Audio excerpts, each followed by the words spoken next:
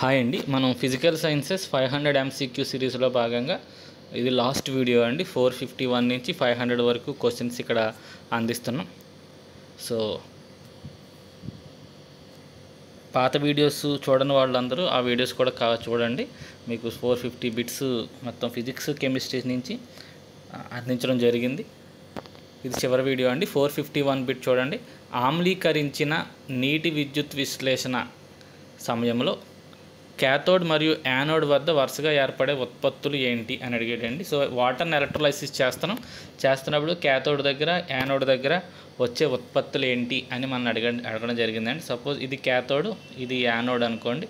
యానోడ్కి positive charge ఉంటుంది, క్యాథోడ్కి negative charge ఉంటుంది. So మనకి వాటర్ జల విశ్లేషణ చేస్తే మనకి H+ అయాన్స్, ఆక్సిజన్ ఏమో -2 అయాన్స్ ఏర్పడతాయండి.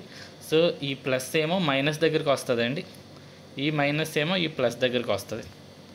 సో మనకి క్యాథోడ్ దగ్గర ఏమో హైడ్రోజన్ వాయువు పెడుతుంది. ఇది కాదండి క్యాథోడ్, ఇది క్యాథోడ్ దగ్గరికి హైడ్రోజన్ గ్యాస్ వస్తుందండి. యానోడ్ దగ్గరికి ఏమో ఆక్సిజన్ గ్యాస్ వెళ్తుంది.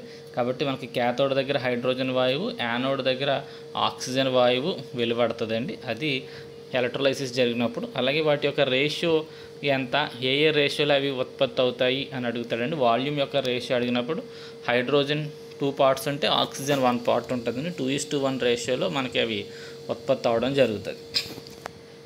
Next question 452. నెక్స్ట్ క్వశ్చన్ అండి 452 క్వశ్చన్. రాగి వంటి లోహాన్ని విద్యుత్ విశ్లేషణ ద్వారా శుద్ధి చేయడానికి సరైన అమరిక ఏంటి? సో ఏమేమి తెచ్చుకోవాలి మనం? కాపర్ని ఎలక్ట్రోలైటిక్ రిఫైనింగ్ చేసినప్పుడు మనం యానోడ్గా దేన్ని వాడాలి, క్యాథోడ్గా దేన్ని వాడాలి అనేదండి. సో ఎప్పుడు కూడా మలినాన్ని మనం యానోడ్గా తీసుకుంటామండి, కల్తీ లోహాన్ని. క్యాథోడ్ ఏమో స్వచ్ఛమైన లోహం ఉంటుందండి. మనం ఏవైతే దేన్నైతే మనం ఇప్పుడు శుద్ధి చేయాలనుకుంటున్నామో దానికి సంబంధించిన ఒక సాల్ట్ సొల్యూషన్ని ఎలక్ట్రోలైట్గా తీసుకుంటామండి. దీనికి మనం విద్యుత్ సప్లై చేసినప్పుడు యానోడ్ దగ్గర నుంచి నెమ్మదిగా లోహం ఈ సొల్యూషన్లో కరుగుతుంది. లోహంలో ఉన్న అయాన్స్ ఏమో ఇక్కడ డిపాజిట్ అవుతూ ఉంటాయి. నెమ్మదిగా యానోడ్ యొక్క మాస్ తగ్గిపోతూ ఉంటుంది, క్యాథోడ్ యొక్క మాస్ పెరుగుతుంది. ఇదంతా మనం ఎలక్ట్రోలైటిక్ రిఫైనింగ్లో చూస్తామండి. కాబట్టి ఇక్కడ మనకి క్యాథోడ్ స్వచ్ఛమైన లోహం, యానోడ్ కల్తీ లోహం. స్వచ్ఛమైన లోహం యొక్క సాల్ట్, ఉప్పు అని ఇచ్చాం, సాల్ట్, కరిగి ఉన్న ఎలక్ట్రోలైట్, మనం ఇవన్నీ కావాల్సి ఉంటుందండి రాగి యొక్క విద్యుత్ విశ్లేషణ ద్వారా శుద్ధి చేసే పద్ధతిలో. నెక్స్ట్ సైకిల్ హ్యాండ్ బార్లు మరియు కారు బంపర్లు వంటి వస్తువులు మెరిసే రూపాన్ని ఇవ్వడానికి మరియు తుప్పుపట్టకుండా రక్షించడానికి సాధారణంగా దేంతో ఎలక్ట్రిక్ ప్లేటింగ్ చేస్తాము అని అడిగారండి. సైకిల్ హ్యాండ్ బార్లు ఇవన్నీ కూడా క్రోమియంతో చేస్తారండి, క్రోమియంని వాడతారు. నెక్స్ట్ విద్యుత్ విశ్లేషణ సమయంలో యానయాన్లు ఏ ఎలక్ట్రోడ్ వైపు కదులుతాయి? ఇందాక చెప్పుకున్నాం. యానయాన్లు అనేవి, యానయాన్కి నెగిటివ్ ఛార్జ్ ఉంటుంది కాబట్టి పాజిటివ్ ఎలక్ట్రోడ్ వైపు వెళ్తాయండి. పాజిటివ్ ఎలక్ట్రోడ్ని మనం యానోడ్ అని పిలుస్తాం కాబట్టి యానోడ్ వైపుకి వెళ్తాయండి అవి. నెక్స్ట్ 455. చాలామంది PDF అడుగుతున్నారండి. PDF కావాల్సిన వాళ్ళు కింద మెసేజెస్లో మీ ఫోన్ నెంబర్ ఇవ్వండి, నేను వాళ్ళకి PDF సెండ్ చేస్తాను. PDF లింక్ అది పెట్టడం అయితే కష్టమండి, ఎందుకంటే మీకు అవసరం అనుకున్న వాళ్ళు మాత్రమే నన్ను అడగండి, వాళ్ళకి పంపిస్తాను.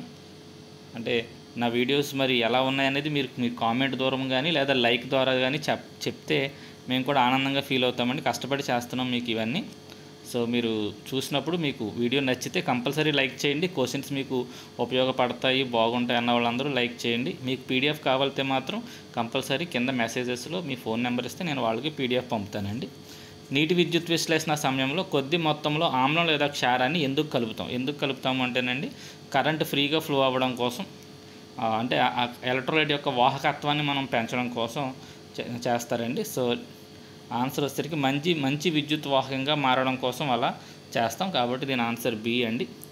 450కి ఆన్సర్ B. ఒక విషయం చెప్పడం మర్చిపోయానండి. నిన్న లాస్ట్ వీడియోలో చిన్న ఒక మిస్టేక్ ఒకటి చెప్పడం జరిగింది, అది కవర్ చేద్దాం అనుకుని ఒకసారి అండి. ఏదన్నా నా వీడియోస్లో మిస్టేక్స్ ఉన్నప్పుడు మీరు కొంచెం కామెంట్ రూపంలో చెప్తే నెక్స్ట్ వీడియోస్ చేసినప్పుడు కానీ దాన్ని సరి చేసుకోవడానికి నాకు అవకాశం ఉంటుంది. సో ఇది నేను ఆన్సర్ తప్పు చెప్పానండి. విద్యుత్ ఫ్యూజ్కి ఉండాల్సిన లక్షణాలు ఏంటన్నప్పుడు నేను ఆన్సర్లో అల్ప నిరోధము, అల్ప ద్రవీభవన స్థానం అని చెప్పానండి. తప్పండి ఇది. ఆన్సర్ వచ్చేసరికి అధిక నిరోధము, అల్ప ద్రవీభవన స్థానము అండి. చూడండి, ఆల్రెడీ నిన్న వీడియో చూసిన వాళ్ళు ఎవరన్నా ఉంటే ఇది ఒక్కసారి మార్చుకోండి. అధిక నిరోధము అల్ప ద్రవీభవన స్థానము ఉండాలండి. నేను అల్ప నిరోధము మరియు అల్ప ద్రవీభవన స్థానము అని చెప్పాను. అంటే నేను ఏ ఉద్దేశంలో చెప్పానంటే, ఫ్యూజ్లోంచి ఇంట్లోకి కరెంట్ వెళ్ళాలి కదా, అధిక నిరోధం ఉంటే కరెంట్ ఎలా వెళ్తుంది అనే ఉద్దేశంతో చెప్పానండి. ఓకే, కాకపోతే ఆన్సర్ అధిక నిరోధమేనండి. అంటే వెళ్ళాల్సిన మొత్తం కంటే ఎక్కువ కరెంటు పాస్ అవుతున్నప్పుడు ఈ అధిక నిరోధం వల్ల అక్కడ వేడి ఉత్పత్తి, అది త్వరగా తెగిపోతుందండి. ఓకే, అది క్లారిటీ మిస్ అయింది నాకు. ఓకే, సో దీని ఆన్సర్ ఏ అండి. అలాగే నేను ఇంకొక మిత్రుడు ఎవరో చిన్న డౌట్ అడిగారండి, అది కూడా ఒక్కసారి మీకు క్లారిటీ ఇచ్చేస్తాను.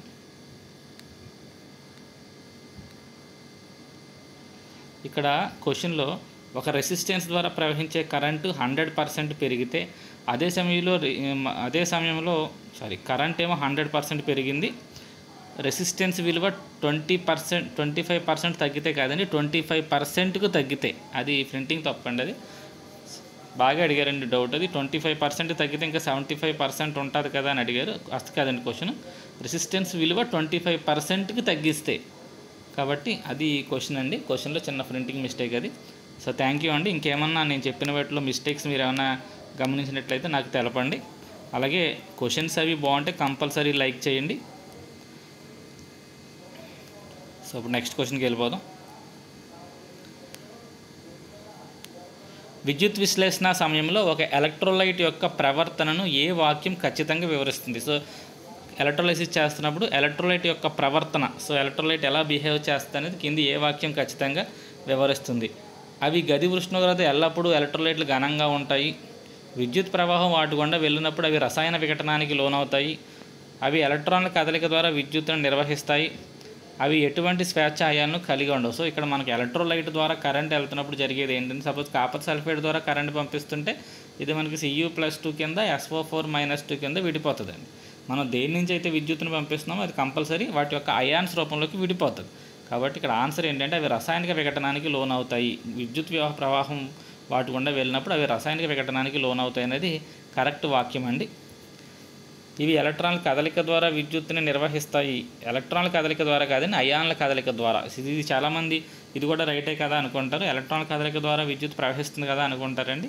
ఇక్కడ ఎలక్ట్రాన్ల కదలిక ద్వారా విద్యుత్ ప్రవహించదండి, అయాన్ల కదలిక ద్వారా విద్యుత్ ప్రవహిస్తుంది, కాబట్టి అది తప్పండి. నెక్స్ట్, విద్యుత్ విశ్లేషణ సమయంలో క్యాథోడ్ వద్ద జరిగే రసాయనిక ప్రక్రియ ఏంటి? సో క్యాథోడ్ వద్ద క్వశ్చన్ జాగ్రత్తగా చూసుకోండి, ఆప్షన్ చూసుకుంటే ఇది అని, అది ఎలక్ట్రాన్లు కోల్పోతుంది అని ఇవ్వడం జరిగింది. ఇక్కడ అది అంటే అర్థం క్యాథోడ్ అండి. క్యాథోడ్ ఎలక్ట్రాన్లు కోల్పోతుందా, క్యాథోడ్ ఎలక్ట్రాన్లు గ్రహిస్తుందా అనేది జాగ్రత్తగా చూసుకున్నట్లయితే మనం ఒక్కసారి క్యాథోడ్, ఇది యానోడ్ అండి. ఓకే, యానోడ్కి ఏమో ప్లస్ ఛార్జ్ ఉంటుంది, క్యాథోడ్కి ఏమో మైనస్ ఛార్జ్ ఉంటుందండి. సో క్యాథోడ్ దగ్గరికి ఎవరు వస్తారు అంటే పాజిటివ్ అయాన్స్ వస్తాయి. సపోజ్ Ca+2 దీని దగ్గరికి వస్తుంది అనుకోండి, వచ్చినప్పుడు ఇక్కడ ఈ క్యాథోడ్ ఏం చేస్తుందంటే దీనికి ఎలక్ట్రాన్లు సప్లై చేస్తుందండి. ఈ Ca+2కి 2 ఎలక్ట్రాన్లు సప్లై చేసినప్పుడు, అంటే ఈ Ca+2 2 ఎలక్ట్రాన్లు తీసుకుని కాల్షియంగా మారుతుందండి. సో అంటే ఇక్కడ కాల్షియం ఏమవుతుంది అంటే ఎలక్ట్రాన్లు గ్రహిస్తుంది కాబట్టి రిడక్షన్ జరుగుతుందండి. కాల్షియం అయితే రిడక్షన్ జరిగింది, ఇక్కడ కాల్షియాన్ని రెడ్యూస్ చేసింది ఎవరండి? మన క్యాథోడే కదా. అంటే క్యాథోడ్ ఎలక్ట్రాన్లు దీనికి ఇస్తుంది కాబట్టి ఇక్కడ క్యాథోడ్కి ఏం జరుగుతుంది అని అడిగానండి. మామూలుగా క్యాథోడ్ వద్ద జరిగే రసాయన చర్య ఏంటి అంటే మాత్రం రిడక్షన్ అని రాయాలి. ఇక్కడ ఆప్షన్స్ అన్నీ క్యాథోడ్కి ఏమవుతున్నాయి, క్యాథోడ్ దగ్గర ఏం జరుగుతుంది కాదు, క్యాథోడ్ ఏమవుతుంది అనే ఉద్దేశంతో ఇక్కడ ఆప్షన్స్ ఫ్రేమ్ చేయడం జరిగింది. సో క్యాథోడ్ ఎలక్ట్రాన్లు కోల్పోతుందండి. క్యాథోడ్ దాని దగ్గర ఉన్న 2 ఎలక్ట్రాన్స్ని దాని దగ్గరికి వచ్చిన క్యాటయాన్కి అందిస్తుంది. అది ఎలక్ట్రాన్లు కోల్పోయింది కాబట్టి క్యాథోడ్ ఆక్సిడేషన్కి గురవుతుంది, అక్కడికి వచ్చిన క్యాటయాన్ ఏమో రిడక్షన్కి గురవుతుందండి. కాబట్టి ఇక్కడ అది ఎలక్ట్రాన్లు కోల్పోయి ఆక్సీకరణకి గురవుతుంది. ఎవరు? క్యాథోడ్. ఓకేనండి. సో క్వశ్చన్లో ఆప్షన్స్ ఏ రకంగా ఇచ్చామనే దాన్ని బట్టి ఆన్సర్స్ మారుతాయి. ఇదే ఆప్షన్స్ మనం క్యాథోడ్ దృష్టిలో ఇచ్చామనుకోండి, క్యాథోడ్ ఏమవుతుంది? క్యాథోడ్ అయితే క్యాటయాన్ని మిమ్మల్ని కన్ఫ్యూజ్ చేస్తున్నాను. సరే, దీని ఆన్సర్ వచ్చేసరికి ఏ అండి, ఎందుకంటే ఇక్కడ నేను క్యాథోడ్ గురించి ఆప్షన్స్ ఫ్రేమ్ చేశాను, క్యాటయాన్ గురించి కాదు. ఓకే, ఏమైనా డౌట్ ఉంటే కామెంట్ చేయండి. నెక్స్ట్ 458 సరికాని వాక్యాన్ని గుర్తించండి. ఈ క్రింది వాటిలో సరికాని వాక్యాన్ని గుర్తించండి అని ఇచ్చాం. కొన్ని ప్రత్యేక సందర్భాల్లో గాలి ద్వారా విద్యుత్ ప్రవాహం జరుగుతుంది. ఇది రైట్ అండి. ఉరుములు, ఈ మెరుపులు వచ్చినప్పుడు గాలి ద్వారా విద్యుత్ ప్రవాహం జరుగుతుంది. పదార్థాలను వాహకాలు మరియు బంధకాలు అనే వర్గీకరణ సరైన వర్గీకరణ. ఇది తప్పండి. పదార్థాలను వాహకాలు, ఉత్తమ వాహకాలు, అధమ వాహకాలు అంటమే తప్ప బంధకాలు అనే పదాన్ని ఇప్పుడు వాడట్లేదండి. గుడ్ కండక్టర్స్, బ్యాడ్ కండక్టర్స్ని వాడుతుంది తప్ప కండక్టర్స్ అండ్ ఇన్సులేటర్స్ అనే పదాన్ని ఇప్పుడు వాడట్లేదు. సో అనే వర్గీకరణ సరైంది అని ఇచ్చాం. ఇది తప్పు. విలియం నికెల్సన్ నీటి ద్వారా విద్యుత్ పంపినప్పుడు హైడ్రోజన్, ఆక్సిజన్ వాయువులు విడుదలవుతాయని కనుగొన్నాడు. ఇది రైట్ అండి.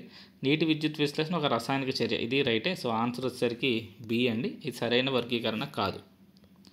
నెక్స్ట్, బంగాళాదుంపతో చేసిన టెస్టర్ యొక్క ఉపయోగం ఏంటి?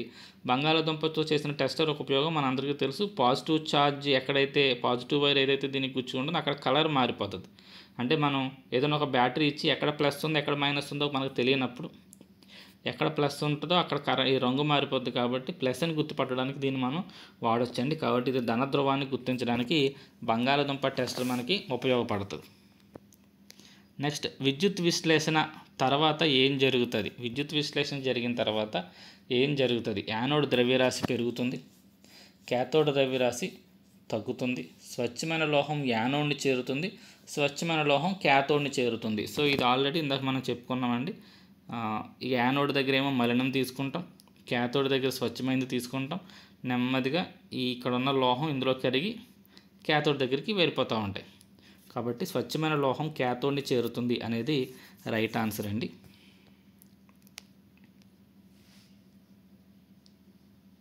నెక్స్ట్, ఆహార పదార్థాలను నిల్వ చేసే ఇనప డబ్బాలపై దేంతో పూత పోస్తారు? సో ఆహార పదార్థాలను నిల్వ చేసేవి తగరం అండి. టిన్తో పూత పోస్తారండి. So answer B. ఈ క్రింది వాటిలో సరికాని వాక్యాన్ని గుర్తించండి. ఘన పదార్థాలు అతి తక్కువ సంపీడి చెందుతాయి. ఘన, ద్రవ, వాయు పదార్థాలు ద్రవ పదార్థాలు వ్యాపించగలవు. ద్రవ పదార్థాలు వాయువులుగా మారినప్పుడు వాటి శక్తి పెరుగుతుంది. వాయు పదార్థాలు నేరుగా ఘన పదార్థాలుగా మారడాన్ని ఉత్పతనం అంటాం. సో ఇందులో తప్పేది అంటే డి అండి. ఘన పదార్థాలు గనక వాయు పదార్థాలుగా మారితే దాన్ని ఉత్పతనం అంటామండి. ఇక్కడ రివర్స్ అండి. ఇది వాయు పదార్థాలు నేరుగా ఘన పదార్థాలుగా మారడాన్ని మనం ఉత్పతనం అనమండి. సో అది తప్పండి. Next one, 463. ఈ క్రింది వాటిలో ఎస్ఐ ప్రమాణాల్లో తప్పుగా జత చేయబడిన దాన్ని గుర్తించండి. సో ఇక్కడ మరి దీన్ని ఏమంటారని మీరు కామెంట్ చేయండి. వాయు పదార్థాలు నేరుగా ఘన పదార్థాలుగా మారడాన్ని ఏమంటారు? ఓకే, ఇదే క్వశ్చను మొన్న డివైయూ ప్రిలిమ్స్లో అడిగాడండి క్వశ్చన్. వాయు పదార్థాలు నేరుగా ఘన పదార్థాలుగా మారడాన్ని ఏమంటారు? చాలామంది కన్ఫ్యూజ్ అయ్యి ఉత్పతనం పెట్టేశారు. ఉత్పతనం కాదండి దాని ఆన్సర్ ఏంటో మీరు పెట్టండి. 463. ఈ క్రింది ఎస్ఐ ప్రమాణాల్లో తప్పుగా జత చేయబడిన దాన్ని గుర్తించండి. సో ఉష్ణోగ్రత కెల్విన్లు, భారము కిలోగ్రాములు. సో ఇది కూడా కన్ఫ్యూజ్ అయితే తప్పు పెట్టేస్తారండి. భారం కిలోగ్రాములు అని అనుకుంటారండి చాలామంది. భారానికి ఎస్ఐ ప్రమాణాలు న్యూటన్స్ అండి. భారానికి ఎస్ఐ ప్రమాణాలు న్యూటన్స్. చాలామంది కిలోగ్రాములు అది రైటే కదా అనుకుని కింద ఏదో పెడతారు, అది తప్పండి. అది కిలోగ్రాములు అనేది ద్రవ్యరాశికి ప్రమాణాలండి, భారానికి ప్రమాణాలు న్యూటన్స్. ఇత్తడి అనే మిశ్రమ లోహంలో జింక్ మరియు రాగి యొక్క శాతాలు గుర్తించండి. ఇత్తడి అనే మిశ్రమ లోహంలో జింక్ మరియు రాగి యొక్క శాతాలు ఇది 30% అండి. జింక్ 30% ఉంటుంది, రాగి ఏమో 70% ఉంటుందండి. నెక్స్ట్, 2 లేదా అంతకంటే ఎక్కువ స్వచ్ఛమైన పదార్థాలను కలపడం వల్ల ఏర్పడే పదార్థం ఏంటి? సో ఆన్సర్ వచ్చేసరికి చాలామంది సమ్మేళనం అనుకుంటారండి. దీని ఆన్సర్ వచ్చేసరికి మిశ్రమం అండి. 2 లేదా అంతకంటే ఎక్కువ స్వచ్ఛమైన పదార్థాలను కలపడం వల్ల ఏర్పడేది మిశ్రమం అండి. 2 లేదా అంతకంటే ఎక్కువ మూలకాలను కలపడం వల్ల ఏర్పడేది సమ్మేళనం అండి. ఇక్కడ మూలకాలు అని ఇచ్చుంటే మీకు ఆన్సర్ సమ్మేళనం అయ్యేది. పదార్థాలను కలపడం వల్ల వచ్చేది మిశ్రమం అండి. 465 ద్రావణం యొక్క కణాల పరిమాణం ఎంత ఉంటుంది? ఇది direct question, easy question. 1 nanometre కంటే తక్కువ ఉంటే ద్రావణాలు అవుతాయి. 1 నుంచి 100 నానోమీటర్ మధ్య ఉంటే కొల్లాయిడ్స్ అవుతాయి. 100 కంటే ఎక్కువ ఉంటే సస్పెన్షన్స్ అవుతాయండి. సో మీకు అది తెలిసిందే. టెండాల్ ప్రభావాన్ని ప్రదర్శించే పదార్థం ఏది? సో టెండాల్ ప్రభావాన్ని ప్రదర్శించాలంటే మనకి కొలైడ్ అయినా అయి ఉండాలి, సస్పెన్షన్ అయినా అయి ఉండాలి. కొలైడ్ ద్రావణం అయినా అయి ఉండాలి, సస్పెన్షన్స్ని పదం మర్చిపోయానండి. సరే, ఇక్కడ టెండాల్ ప్రభావాన్ని ప్రదర్శించే పదార్థం పాలు అండి. పాలు యొక్క కాంజికావ ద్రావణం కొల్లాయిడ్ అండి. విక్షేపణ ప్రావస్థ ఘన పదార్థము మరియు విక్షేపణ యానకము ద్రవ పదార్థమైన అది ఏ రకమైన కొల్లాయిడ్ అవుతుందో గుర్తించండి. ఇక్కడ చూసుకోండి, విక్షేపణ ప్రావస్థ ఏమో ఘన పదార్థము, విక్షేపణ యానకమేమో ద్రవ పదార్థం. సో అయితే ఇది ఏ కొల్లాయిడ్? సో ఇది చాలా ఇంపార్టెంట్. ఒక టేబుల్ ఉంది మనకి 9th క్లాస్లో, సో అది చదువుకోండి. దీని ఆన్సర్ వచ్చేసరికి సోల్ అండి. ఆ టేబుల్ మీకు ఇక్కడ ప్రొవైడ్ చేశాను, మీకు టెక్స్ట్ బుక్లో ఉంటుంది, ఒకసారి చూసుకోండి. విక్షేపణ ప్రావస్థ ఘన పదార్థము, విక్షేపణ యానకము ద్రవ పదార్థమైన అది ఏ రకం అవుతుందంటే సోల్ అవుతుందండి. సో వీటి మీద కంపల్సరీ బిట్స్ మీకు ఎగ్జామ్లో కనపడతాయి. ఓకే, పాలు అనేది దేనికి ఉదాహరణ అని అడుగుతాడు, ఎమ్మెల్సన్కి ఉదాహరణ. ఓకే, జెల్లీలో విక్షేపణ ప్రావస్థ ఏంటి, విక్షేపణ యానకం ఏంటి, ఇలాంటి క్వశ్చన్స్ మనకి ఈ టేబుల్ మీద అడగడానికి అవకాశం ఉంది, అది చూసుకోండి. నెక్స్ట్, 400 గ్రాముల బరువున్న ఒక ద్రావణం యొక్క ద్రవీభవన శాతం 25%. గాఢత గల యూరియా ద్రావణం. ఈ ద్రావణంలో ఉన్న యూరియా ద్రవ్యరాశిని, నీటి ద్రవ్యరాశిని లెక్కించండి. సో క్వశ్చన్ చూడండి, ద్రవ్యరాశి శాతం ఆడే ఇచ్చేసాడు, ద్రావణం యొక్క బరువు కూడా ఇచ్చాడు. సో మీరు కట్టాల్సిందల్లా ఏంటి, ద్రవ్యరాశి బరువు ఎంత, నీటి బరువు ఎంత, అంటే ద్రావితం బరువు ఎంత, ద్రావణి బరువు ఎంత కట్టాలి. సో మనకి ద్రవ్యరాశి శాతానికి సూత్రం ఈక్వల్ టు ద్రవ్యరాశి శాతము ఈజ్ ఈక్వల్ టు ద్రావిత బరువు ద్రావిత ద్రవ్యరాశి బై మొత్తం ద్రావణం యొక్క ద్రవ్యరాశి, అది కదండి సూత్రం. సో ఇక్కడ 25 ఈజ్ ఈక్వల్ టు మనకి యూరియా బరువు ఎంతో తెలియదు, సో ద్రావిత ద్రవ్యరాశి బై మొత్తం ద్రవ్యరాశి ఎంత అంటే 400 ఇంటూ 100. సో ఇది మనకి ఫార్ములా అండి, ఇంటూ 100. సో మనం ఇప్పుడు ద్రావిత ద్రవ్యరాశి కడుతున్నాం కాబట్టి ఈ 100 ఈ 400లో 4 సార్లు పోతుంది. ఈ 4 ఈ 25ని గుణిస్తే 100 వస్తుంది, అంటే యూరియా యొక్క బరువు వచ్చేసిందండి ఎంత, 100 గ్రాములు. సో యూరియా బరువు 100 గ్రాములు, మొత్తం బరువు ఎంత అని తెలుసు, 400. కాబట్టి ఆ 400 నుంచి ఈ యూరియా బరువు 100 గ్రాములు తీసేస్తే మనకి 300 గ్రాములేమో నీరు వస్తుందండి. కాబట్టి ఆన్సర్ డి, 100 గ్రాములు మరియు 300 గ్రాములు. నిజమైన ద్రావణాల లక్షణం కానిదేంటి? నిజమైన ద్రావణాల లక్షణం కానిది, ఇవి స్థిరంగా ఉంటాయి, రైట్, వీటి కణాలు కంటితో కనిపించవు, కరెక్టే. ఇవి టెండాల్ ప్రభావాన్ని చూపుతాయని ఇచ్చామండి, చూపించవు. అవి నిజమైన ద్రావణాలు టెండాల్ ప్రభావాన్ని చూపించవు. నెక్స్ట్, ఇంకులోని రంగులను వేరు చేయడానికి ఉపయోగించే పద్ధతి ఏంటి? ఇంకులో రంగులను వేరు చేయడానికి ఉపయోగించే పద్ధతిని క్రోమటోగ్రఫీ అంటామండి. ఈజీ క్వశ్చనే, direct question. So answer chromatography. Next, పరమాణు యొక్క నిర్వచనం ఏంటి? పరమాణు యొక్క నిర్వచనం ఒక మూలకం యొక్క అతి చిన్న కణం, ఇది రసాయనిక చర్యలో పాల్గొంటుంది కానీ స్వతంత్రంగా ఉండదు అండి. సో ఆన్సర్ వచ్చేసరికి బి, పరమాణు యొక్క నిర్వచనం బి అండి. నెక్స్ట్, ఒక సమ్మేళనంలో మూలకాలు ఎల్లప్పుడూ ఒక నిర్దిష్ట ద్రవ్యరాశి నిష్పత్తిలో సంయోగం చెందుతాయి. ఈ నియమం దేనిని సూచిస్తుంది? సో ఈ స్టేట్మెంట్ ఏ నియమానికి సంబంధించింది? సో ఆన్సర్ వచ్చేసరికి స్థిర నిష్పత్తి నియమం లేదా స్థిరానుపాత నియమం అండి, స్థిర నిష్పత్తి నియమం. ఈ క్రింది వానిలో ఏది డాల్టన్ పరమాణు సిద్ధాంతం యొక్క పరిమితి కాదు? సో డాల్టన్ పరమాణు యొక్క పరిమితి కాదు. పరిమితి కాకపోవడం అంటే డాల్టన్ కరెక్ట్గా చెప్పిన పాయింట్ ఏంటంటే, ఇందులో 3 పాయింట్లు తప్పు ఉంటాయండి. ఒక పాయింట్ డాల్టన్ కరెక్ట్గా చెప్పింది ఉంటుంది, అదేంటో కనిపెట్టాలి. పరమాణువులు విభజించవచ్చని వివరించడంలో విఫలమైంది. సో ఇది పరిమితేనండి. డాల్టన్ ఏం చెప్పాడంటే పరమాణువులు అంతకంటే విభజించలేము అని చెప్పాడు, కానీ విభజించవచ్చు, ఆ విషయం తర్వాత తెలిసింది కాబట్టి అది లోపమైంది. ఐసోటోపుల ఉనికిని వివరించలేకపోయింది. ఐసోటోపులు ఉంటాయనేది అసలు డాల్టన్ థియరీ చెప్పలేదు, అది కూడా ఒక పరిమితేనండి. పరమాణువులు ఒకేలా ఉండవని పేర్కొంది. సో ఇది మరి కరెక్టే కదండి. ఏం చెప్పాడు, వేరువేరు పరమాణువులు వేరువేరు రకంగా ఉంటాయి, వాటి ద్రవ్యరాశులు వేరేగా ఉంటాయి, ఇది కరెక్ట్గా చెప్పిందండి. ఇది పరిమితి కాదు, ఎందుకనంటే పరమాణువులు ఒకేలా ఉండవని పేర్కొంది, వేరువేరు పరమాణువులు వేరువేరుగా ఉంటాయని, ఒకే రకమైన మూలకానికి చెందిన పరమాణువులు ఒకేలా ఉంటాయని పాయింట్ చెప్పింది. సో ఇక్కడ యాక్చువల్గా ఆప్షన్ కొంచెం క్లియర్గా ఇవ్వాలి, వేరువేరు పదార్థాల పరమాణువులు ఒకేలా ఉండవని చెప్పింది. సో అలా ఇచ్చుంటే మీకు కొంచెం క్లారిటీగా ఉండేది. సో ఆన్సర్ సి అండి. ఇక లాస్ట్ది ఏంటి, వివిధ మూలకాల పరమాణువులు వివిధ ద్రవ్యరాశుల్ని కలిగి ఉంటాయని పేర్కొంది. ఇది కూడా తప్పేనండి. ఇక్కడ ఇంకొక విషయం ఏంటంటే వేరువేరు పరమాణువులకి వేరువేరు ద్రవ్యరాశులు ఉండాలన్న రూల్ ఏమీ లేదండి. పొటాషియంకి 40 తీసుకుంటాం, కాల్షియం కూడా 40 తీసుకుంటామండి, వాటి యొక్క పరమాణు భారాలు. సో పరమాణు భారాలు వేరువేరు మూలకాలకి కొన్ని చోట్ల కొన్నిటికి సేమ్ వచ్చే అవకాశం ఉంది కాబట్టి అది కూడా తప్పేనండి. కాబట్టి ఆన్సర్ ఇక్కడ సి రైట్ ఆన్సర్ అండి. 0.5 మోల్స్ కార్బన్ డైఆక్సైడ్లో ఎన్ని CO2 అణువులు ఉంటాయి? 0.5 మోల్స్ కార్బన్ డైఆక్సైడ్, ఒక మోల్ అయితే మనకి అవగాడ్రో సంఖ్యలో అణువులు ఉంటాయండి. 6.022 ఇంటూ 10⁻23 అణువులు ఉంటాయి. కానీ ఇక్కడ 0.5 మోల్స్ అంటే ఇందులో హాఫ్ అండి, కాబట్టి ఇది కూడా హాఫ్ అవుతుంది. అంటే 3.011 ఇంటూ 10⁻23 అండి. ఆన్సర్ బి దానికి. సో ఇటువంటి మోల్ కాన్సెప్ట్ మీద లెక్కలు అడుగుతారండి, చూసుకోండి. నీటి అణువులో హైడ్రోజన్ యొక్క ద్రవ్యరాశి శాతం ఎంత? సో నీటి అణువు అంటే ముందు దీని బరువు ఎంతో తెలియాలండి.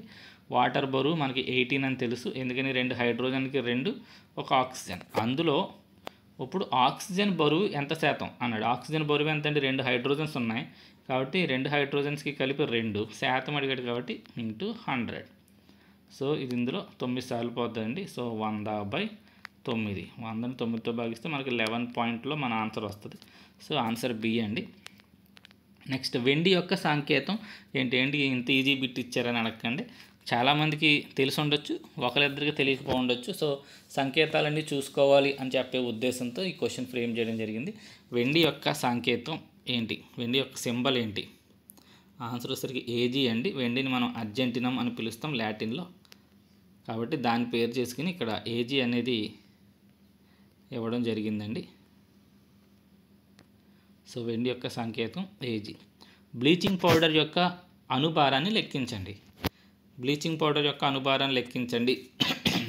సో అలా చెప్పగానే మనం బ్లీచింగ్ పౌడర్ ఫార్ములా తెలిసి ఉండాలి. CaOCl2 అండి. కాల్షియం ఆక్సీ క్లోరైడ్ అనేది బ్లీచింగ్ పౌడర్ యొక్క ఫార్ములా. దీన్ని ఉపయోగించి మనం ఇప్పుడు దీని అణుభారాన్ని క్యాలిక్యులేట్ చేయాలి. అంటే కాల్షియం బరువు ఎంతో తెలియాలి, ఇందాక చెప్పిన 40 అని ఇందాక. ఆక్సిజన్ తెలియాలి 16, ఒక క్లోరిన్కి 35.5 ఉంటుందండి. 2 క్లోరిన్లు కాబట్టి 35.5 ఇంటూ 2 అంటే మనకి ఇది 17, ఇది ఒక 1 అండి, 71. మొత్తం కలిపేస్తే ఇది 7, ఇది 127 అనేది దాని యొక్క గ్రాము అణుభారం, 127 గ్రామ్స్ అండి. సో అలా మనం క్యాలిక్యులేట్ చేసుకోవాల్సి ఉంటుంది. సో ముందు ఫార్ములా తెలియాలి, వాటి యొక్క అణుభారాలు, పరమాణు భారాలు తెలిస్తేనే వాటిని కలుపుకొని అణుభారం మనం లెక్కించగలుగుతామండి. నెక్స్ట్ క్వశ్చన్, కాల్షియం ఆక్సైడ్లో కాల్షియం మరియు ఆక్సిజన్ భారాల నిష్పత్తి ఎంత? కాల్షియం ఆక్సైడ్లో కాల్షియం మరియు ఆక్సిజన్ భారాల నిష్పత్తి ఎంత? సో ముందు కాల్షియం ఆక్సైడ్ ఫార్ములా తెలియాలి. ఇది కాల్షియం ఆక్సైడ్, ఇది కాల్షియం బరువు ఇందాక 40 అని చెప్పుకున్నాం, ఆక్సిజన్ బరువు 16, ఒక్కొక్క ఆక్సిజన్ 16. సో నిష్పత్తి ఎంత అని అడిగాడు. 8 టేబుల్ ఇక్కడ 5 టైమ్స్, 8 టేబుల్ ఇక్కడ 2 టైమ్స్. So answer 5:2. సో చాలా ఈజీగా అనిపిస్తుంది, కాకపోతే మీకు ఆ ఫార్ములా తెలియకపోతే రాదు. కాల్షియం ఆక్సైడ్ ఫార్ములా CaOనా Ca2Oనా అలా డౌట్లు ఉంటే మాత్రం మీరు ఇవి చేయలేరు. కాబట్టి ఖచ్చితంగా దేని ఫార్ములా ఏంటి అనేది మీకు తెలిసి ఉండాలి. సో అందువల్ల ఇక్కడ ఫార్ములా ఇవ్వడం జరిగింది. జింక్ ఫాస్ఫేట్ యొక్క సూత్రాన్ని రాయండి. జింక్ ఫాస్ఫేట్ యొక్క సూత్రం రాయండి. Zn-PO4, Zn2-PO4, Zn-PO4 ట్వైసా, Zn3-PO4 ట్వైసా. So ఇది తెలియాలి అంటే మీకు మొత్తం క్యాటయాన్స్, యానియాన్స్, వాటి కాంబినేషన్స్ క్రిస్ క్రాస్ పద్ధతిలో ఎలా చేయాలి ఇవన్నీ తెలిసి ఉండాలండి. జింక్ మీద మనకి +2 ఛార్జ్ ఉంటుంది, ఫాస్ఫేట్ మీద మనకి -3 ఛార్జ్ ఉంటుంది. క్రిస్ క్రాస్ పద్ధతిలో ఈ 3 దీనికి, ఈ 2 దీని కిందకి వెళ్తుందండి. సో ఆన్సర్ వచ్చేసరికి Zn3-PO4 ట్వైస్ అవుతుందండి. సో ఆన్సర్ వచ్చేసరికి Zn3-PO4 ట్వైస్. సో దీని answer D.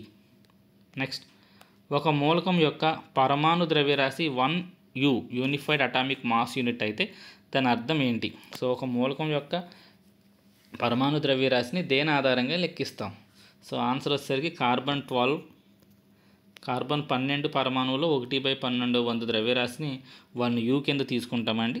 So answer B. Bohr Sommerfeld నమూనా వేటిని సరిగ్గా వివరించింది? సో వివరించలేకపోయిందా, వివరించిందా అనేది క్వశ్చన్ జాగ్రత్తగా చూసుకోండి. దేన్ని కరెక్ట్గా వివరించింది? ఎవరో బోర్ సోమర్ఫీల్డ్ నమూనా.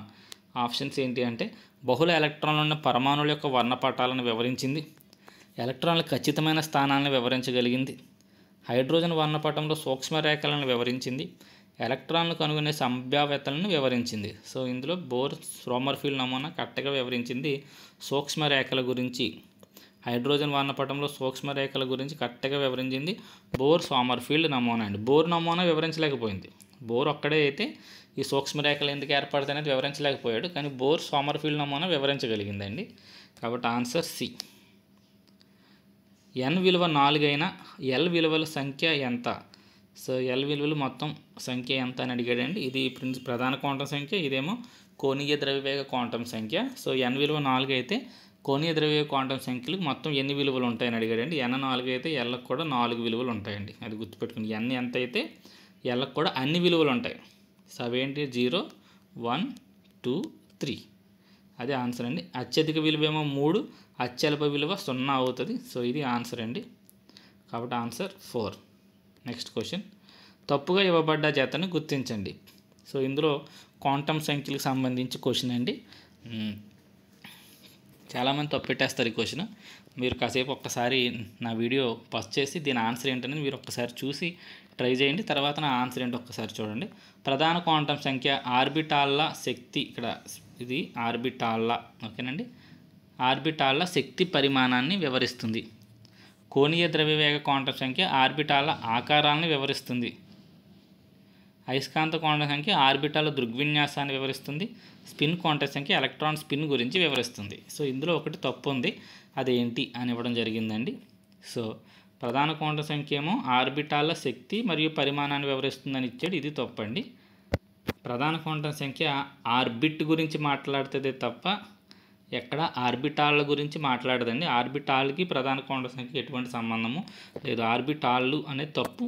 ఏమివ్వాలి? ఆర్బిట్ యొక్క శక్తి మరియు పరిమాణాన్ని వివరిస్తుంది అని ఇవ్వాలండి.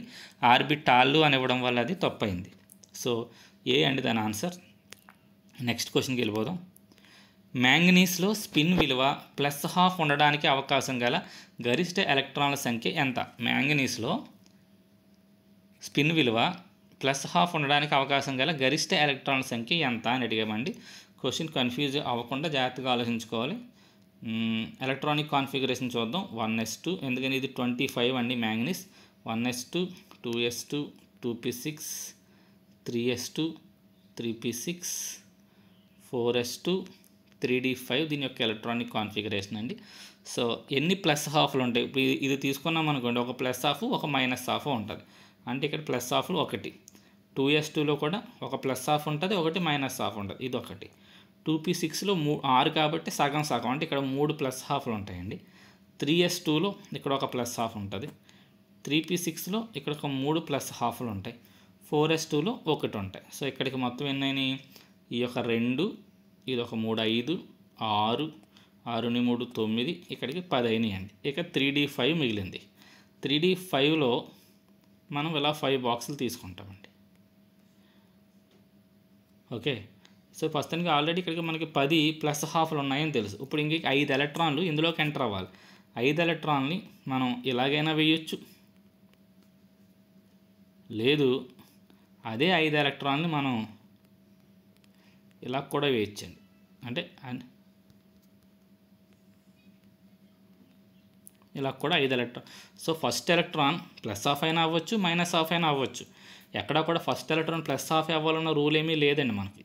అది ప్లస్ అయినా అవ్వచ్చు, మైనస్ అయినా అవ్వచ్చు. అందువల్ల ఇక్కడ అవకాశం గల అని ఇచ్చాడండి. సో కాబట్టి అవకాశం గల గరిష్ట ఎలక్ట్రాన్ సంఖ్య. సో అది +½ అవ్వడానికి అవకాశం ఉంది కాబట్టి, ఆ 5టికి కూడా +½ అవ్వడానికి అవకాశం ఉంది కాబట్టి ఆల్రెడీ మనకి 10, ఈ యొక్క 5 +½ అవ్వడానికి అవకాశం ఉంది కాబట్టి మొత్తం 15. ఖచ్చితంగా అవుతాయని చెప్పలేము. అవకాశం ఉన్న ఎన్ని అంటే 15. అవకాశం గల లీస్ట్ అడిగాడు అనుకోండి, ఇక్కడ గరిష్ట బదులు కనిష్ట అని అడిగాడు అనుకోండి, అప్పుడు 10.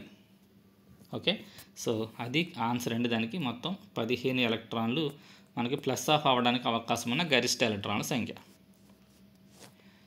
1s2 2s1 2p3 ఎలక్ట్రాన్ విన్యాసం ఏ నియమాన్ని వ్యతిరేకిస్తుంది? సో ఇది ఏ నియమాన్ని వ్యతిరేకిస్తుంది అన్నాడండి. 1s2లో 2 electrons, okay. 2s1, okay. So ఇది నిండకుండా 2s నిండకుండా అసలు 2pలోకి ఎలక్ట్రాన్లు వేయకూడదు. ఎందువల్ల? అది మనకి హౌబో నియమం చెప్తుందండి. తక్కువ శక్తి గల ఆర్బిటాలు ముందు నిండిన తర్వాతే ఎక్కువ శక్తి వాటిలోకి మనం ఎలక్ట్రాన్లు పంపించాలి. కాబట్టి ఇది నిండకుండా ఇక్కడ నింపేశాము అంటే ఇది ఖచ్చితంగా హౌబో నియమాన్ని వ్యతిరేకిస్తుందండి. నెక్స్ట్ క్వశ్చన్, 2 పరమాణువులు అయానిక బంధంలో పాల్గొనాలి అంటే వాటి మధ్య రుణ విద్యుతాత్మకత భేదం ఎంతకంటే ఎక్కువ ఉండాలి? సో ఈ క్వశ్చన్ కూడా చాలామంది కన్ఫ్యూజ్ అయి తప్పు పెడతారండి. రెండు పరమాణువులు అయానిక బంధంలో పాల్గొనాలి అంటే వాటి మధ్య ఉండే రుణ విద్యుతాత్మకత భేదం ఎంతకంటే ఎక్కువ ఉండాలి. సో ఆన్సర్ వచ్చేసరికి 1.8 అండి. చాలామంది 1.9 అనుకుంటారు. ఎందుకనంటే మనకు టెక్స్ట్ బుక్లో ఏముందంటే 1.9 కానీ అంతకంటే ఎక్కువ కానీ ఉండాలి అని ఉందండి. 1.9కి సమానంగా అయి ఉండాలి, లేదా 1.9 కంటే ఎక్కువైనా ఉంటేనే అది అయానిక బంధం అవుతుంది అని ఉంది. సో ఇక్కడ క్వశ్చన్ ఏమి ఇచ్చాం, దేనికంటే ఖచ్చితంగా దేనికంటే ఎక్కువ ఉండాలి అంటే అది 1 కంటే కంపల్సరీ ఎక్కువ ఉండాలి. అప్పుడు అది 1.9 అవ్వచ్చు, 2 అవ్వచ్చు, 2.1 అవ్వచ్చు, ఎంతైనా అవ్వచ్చు. కాబట్టి ఇక్కడ రెండు పరమాణుల మధ్య అయానిక బంధంలో పాల్గొనాలి అంటే వాటి రుణ విద్యుతాత్మక భేదం ఎంతకంటే ఎక్కువ ఉండాలంటే అది కంపల్సరీ 1 కంటే మాత్రం ఎక్కువ ఉండాలి. సో అది ఆన్సర్ అండి. నెక్స్ట్, ఒక పరమాణువు క్యాటయాన్గా మారడానికి ఉండవలసిన లక్షణం కానిదేంటి? సో ఇక్కడ 4 లక్షణాల్లో 3 లక్షణాలు క్యాటయాన్ అవ్వడానికి ఉపయోగపడుతుందండి, ఒక లక్షణం ఉపయోగపడదట. ఆ లక్షణం ఏంటి అని అడిగాడు. క్యాటయాన్ ఏర్పడాలంటే పెద్ద సైజు ఉండాలి. ఎందుకని? పెద్ద సైజు ఉన్నప్పుడు ఎలక్ట్రాన్ త్వరగా బయటికి వెళ్ళిపోయి మనకు ప్లస్ వచ్చేస్తుంది. నెక్స్ట్, అల్ప అయనీకరణ శక్తి. ఎప్పుడైతే పరిమాణం పెద్దగా ఉందో ఇక్కడ ఉన్న ఎలక్ట్రాన్ ఈజీగా బయటికి పోతుంది, కాబట్టి శక్తి మనకు తక్కువ అవసరం అవుతుంది. కాబట్టి అల్ప అయనీకరణ శక్తి. అధిక ఎలక్ట్రాన్ ఎఫినిటీ. అధిక ఎలక్ట్రాన్ ఎఫినిటీ అంటే ఎలక్ట్రాన్ని తీసుకుంటే ఎక్కువ శక్తిని ఇవ్వడం. సో అది తప్పండి. ఎప్పుడు కూడా అల్ప అయనీకరణ శక్తి ఉండాలి, అల్ప ఎలక్ట్రాన్ ఎఫినిటీ ఉండాలి. ఎలక్ట్రాన్ ఎఫినిటీ అంటే అర్థం మనం ఎలక్ట్రాన్ ఇస్తే అది మనకి శక్తిని ఇవ్వడం.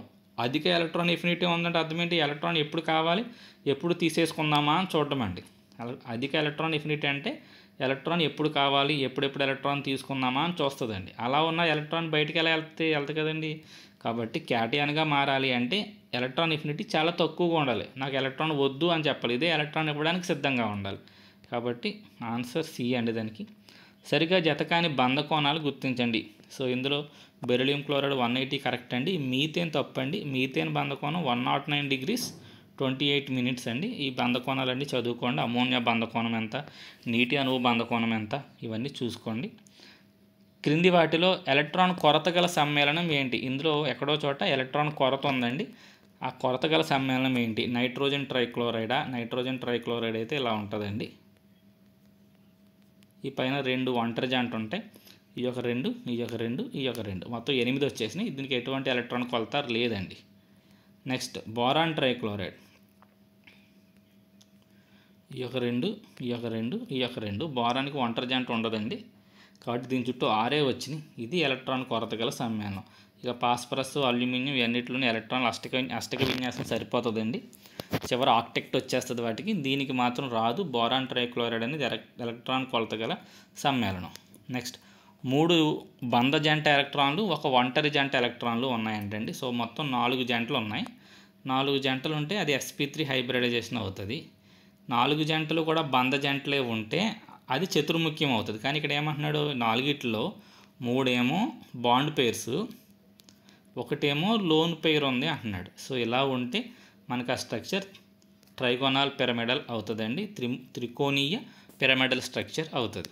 నెక్స్ట్, విఎస్సిపిఆర్టీ సిద్ధాంతం యొక్క ప్రధాన లోపం ఏంటి? సో విఎస్సిపిఆర్టీ థియరీ యొక్క మెయిన్ లోపం ఏంటి? ప్రధాన లోపం అండి. లోపాలు చాలా ఉన్నాయి కానీ అందులో అతి ముఖ్యమైన లోపం అది బంధ శక్తులను వివరించలేదు. అదే ఆన్సర్ అండి. బంధ కోణాలు కరెక్ట్గా వివరించింది, బంధ ఆకృతులను వివరించింది, బంధ దూరాలు వివరించినట్టు ఎక్కడా లేదు, కానీ అది మనకు ప్రధాన లోపం అయితే కాదండి. ఓకేనండి. కాబట్టి ప్రధాన లోపం బంధ శక్తులను బాగా వివరించలేకపోయిందండి. క్రింది వాటిలో సరికాని వాక్యాన్ని గుర్తించండి. సిగ్మా బంధం బలమైనది, రైట్. సిగ్మా బంధం స్వతంత్రమైనది, రైట్. సిగ్మా బంధం యొక్క అతిపాతం అక్షీయ రేఖకు సమాంతరంగా జరుగుతుంది, అది కూడా రైటేనండి. ఇలా ఉంటాయి కదండి. ఇక్కడ ఒక కేంద్రకం, ఇక్కడ ఒక కేంద్రకం ఉంటే ఇలా కలిపేదాన్ని అక్షీయ రేఖ అంటాం. ఇక్కడ జరుగుతుందండి సిగ్మా బంధం, కాబట్టి సమాంతరంగా జరుగుతుంది. సిగ్మా బంధాల సంఖ్య పై బంధాల సంఖ్యను నిర్ణయిస్తుంది. ఇది తప్పండి. సిగ్మా బంధాల సంఖ్యకు పై బంధాల సంఖ్యకు ఎటువంటి సంబంధము లేదు, కాబట్టి డి తప్పండి. సో అది మన ఆన్సర్. C2H2లో కార్బన్ యొక్క సంకరీకరణం ఏంటి? C2H2 అంటే ఇలా సికి త్రిబుల్ బాండ్ ఉండి ఇలా హెచ్ ఉంటుందండి. ఎక్కడైనా సరే కార్బన్కి త్రిబుల్ బాండ్ ఉంటే అది sp హైబ్రిడైజేషన్ అండి. ఈ కార్బన్ spa, ఈ కార్బన్ కూడా sp హైబ్రిడైజేషన్లో ఉంటాయండి. మీకు ఇలా ఏదైనా ఒక స్ట్రక్చర్ ఇచ్చి హైబ్రిడైజేషన్ అడగడానికి అవకాశం ఉంటుందండి. ఇలా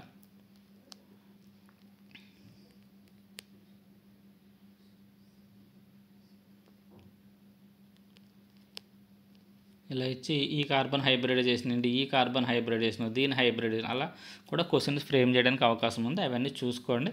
అన్నీ సింగిల్ బాండ్లే ఉంటే అది sp3 అండి. ఈ కార్బన్కి ఒక సింగిల్ బాండ్, ఇటు సైడ్ సింగిల్ బాండ్, ఇటు సైడ్ డబల్ బాండ్ ఉంది కాబట్టి ఇక్కడ అలా ఉంటే అది sp2 అండి. ఇక్కడ కూడా అంతే, ఇక్కడ డబుల్ బాండ్, ఇక్కడ సింగిల్ బాండ్ ఉంది కాబట్టి ఇది కూడా sp2.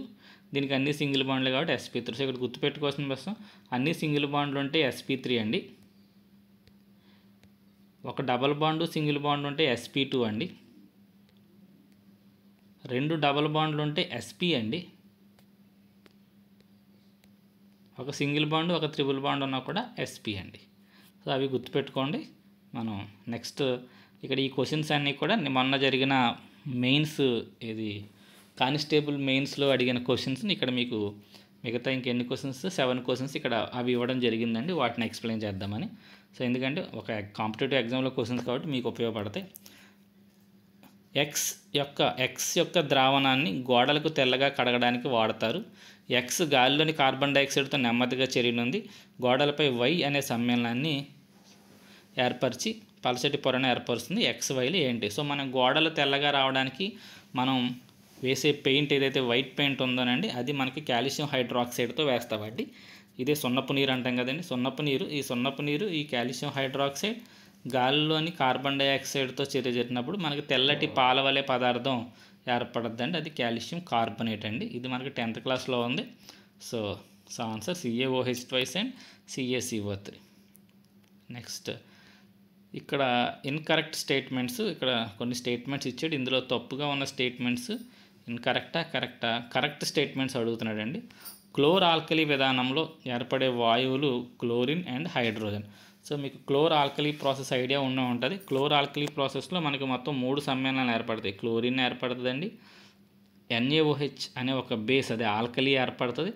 దాంతోపాటు హైడ్రోజన్ కూడా ఏర్పడుతుంది. మనం మీకు గుర్తుండదు, బ్రెయిన్ సొల్యూషన్ NaClని తీసుకుని మనం విద్యుత్ విశ్లేషణ చేస్తామండి. అప్పుడు క్లోరిన్ అంటే బ్రెయిన్ సొల్యూషన్ అంటే ఏంటి? NaClకి నీరు కలపడం అండి బ్రెయిన్ సొల్యూషన్ అంటాం. కాబట్టి ఇది ఈ Na, ఇందులో ఉన్న ఒక OH కలిసి మనకి NaOH వస్తుందండి. ఇక్కడ ఉన్న క్లోరిన్ కింద వెళ్ళిపోతుంది. ఇక్కడ నుంచి OH వెళ్ళిపోయిందని చెప్పాను కదండి, అది హైడ్రోజన్ రూపంలో బయటకు వస్తుంది. కాబట్టి క్లోరిన్ ఏర్పడుతుంది, హైడ్రోజన్ క్లోర్ ఆల్కలీ ప్రాసెస్లో ఏర్పడుతుంది. ఇది రైట్ అండి. తటస్థ ద్రావణం యొక్క 25 డిగ్రీల సెంటీగ్రేడ్ తటస్థ ద్రావణం యొక్క pH 7 కంటే ఎక్కువ అన్నది తప్పండి. మీకు ఆల్రెడీ తెలిసి తటస్థ ద్రావణం యొక్క pH ఎంత అంటే 7. సో రెండో తప్పు. 1 కంపల్సరీ మన ఆన్సర్ అండి. 1 ఆన్సర్ ఉన్నది, ఇది ఒకటే ఉంది, ఇంకా అసలు వేరే ఆప్షన్స్ కూడా ఏమీ లేవు. కాబట్టి 4వది ఒక్కసారి చూసుకుంటే పొటాషియాన్ని మనం చాకుతో కోయవచ్చు. సో సోడియం కానీ పొటాషియం కానీ ఇవి లోహాలే కానివ్వండి, మనం చాకుతో కోసేసేంత మెత్తగా ఉంటే అది కరెక్ట్ అండి. సో 1, 4 రైట్ ఆన్సర్స్ అండి. నెక్స్ట్కి వెళ్దాం. X అనే లోహం సజల హైడ్రోక్లోరిక్ ఆమ్లంతో చర్య పొంది హైడ్రోజన్ వాయువును విడుదల చేస్తుంది. అదే ఆమ్లంతో Y అనే లోహం హైడ్రోజన్ వాయువును విడుదల చేయదు. సో XYలు వరుసగా. సో ఇక్కడ గుర్తుపెట్టుకోవాల్సింది ఏంటంటేనండి, మనకి సోడియం కానీ, మెగ్నీషియం కానీ, అల్యూమినియం కానీ, జింక్ కానీ ఇవన్నీ కూడా రియాక్టివిటీ సిరీస్లో మనకి హైడ్రోజన్ కంటే పైన ఉంటాయండి. అంటే హైడ్రోజన్ కంటే హై రియాక్టివ్ ఇవి. సో ఎప్పుడైతే హైడ్రోజన్ కంటే హై రియాక్టివో యాసిడ్స్తో ఇవి కలిసినప్పుడు ఈ జింక్ మరి హై రియాక్టివ్ కదండి హైడ్రోజన్ కంటే, ఇది క్లోరిన్ని తీసేసుకుని ఈ హైడ్రోజన్ బయటికి గెంటేస్తూ ఉంటుంది.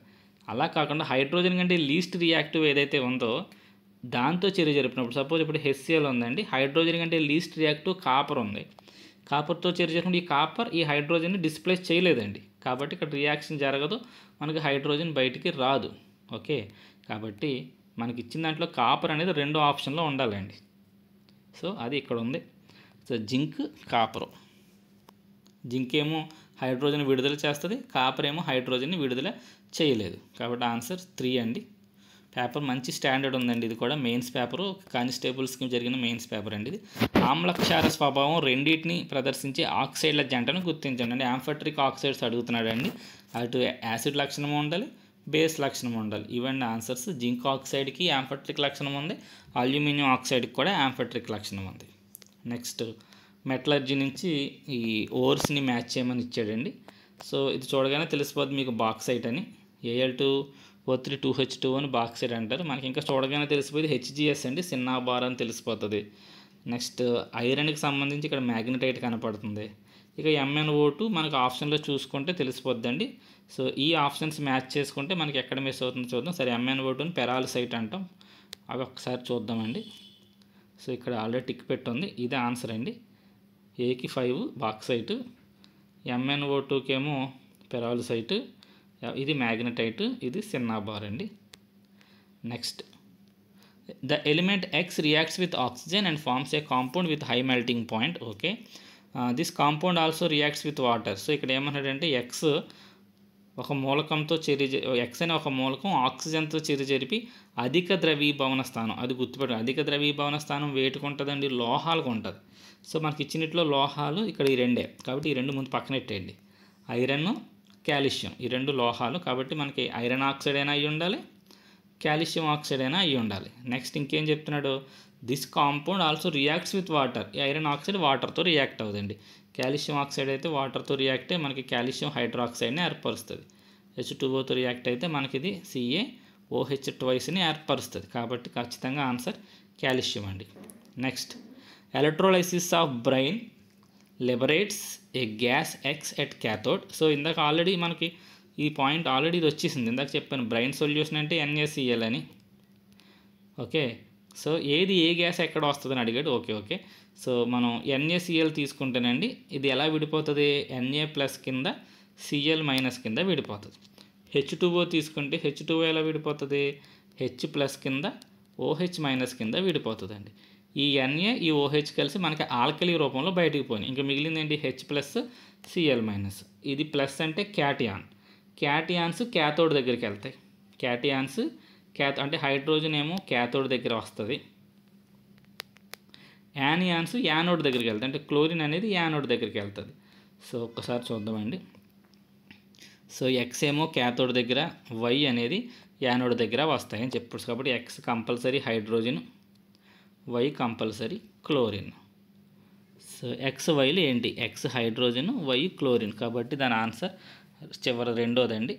సో అక్కడితో మనకి 500 బిట్స్ కంప్లీట్ అయినాయండి. సో మీరు చేయాల్సిందల్లా నా బిట్స్, నా ఎఫర్ట్ మీకు నచ్చుంటే కంపల్సరీ లైక్ చేయండి. అలాగే నేను ఏదైనా ఎక్కడైనా చిన్న చిన్న తప్పులు చెప్పుంటే మీరు కామెంట్ చేయండి. నెక్స్ట్ వీడియో ఏది చేసినప్పుడైనా సరే ఇక్కడిక్కడ నేను తప్పులు చేశాను, చెప్పానని నేను కరెక్ట్ చేసుకోవడానికి అవకాశం ఉంటుంది. 500 బిట్స్ చేసినప్పుడు అక్కడక్కడ చిన్న చిన్న తప్పులు అవి దొరుకుతూ ఉంటాయండి. కాబట్టి మీరు ఏదున్నా సరే కామెంట్ చేయండి, నేను దాన్ని సరి చేసుకుంటాను. Thank you.